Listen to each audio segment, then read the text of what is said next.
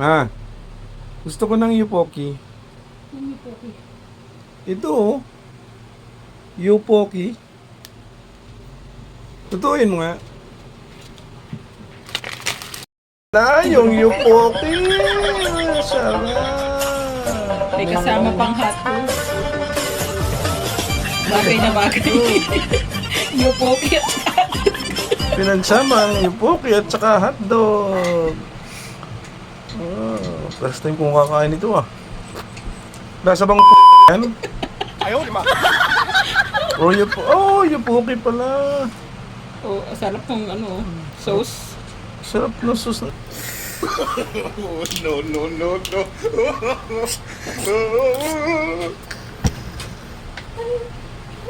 Yeah. Yupoki. Danila, gusto mo ng ano? Yupoki. Natali tayo, tikman natin. Titikman ko muna. Huwag yung hotdog. Kasi nagtikman mo na yung hotdog. Ano ba ito? Gumaya ata ito. Then guys, ito na yung yupoki oh. Titikman natin. Tagay muna.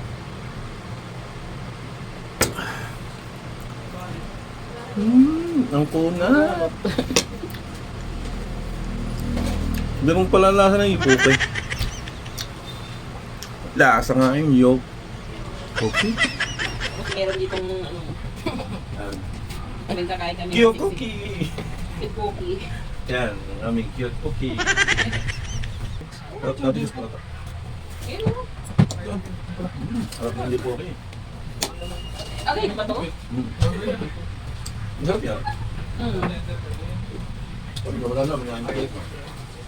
Yung sauce, tinikman ko yung sauce kanina eh. Ito ang sinasabi. Ay, ano ba? Ginignan, akala na yung yupoki. Akala ko manghang yan. Siyempre sa flavor yun. Dapat yung manghang doon nila. Ay, si mama. Hindi mo ka naman si mama. Tinikman lang natin. Sinubukan namin kung lasa ng pagkain ng iba. Mas masarap ang pagkain natin eh.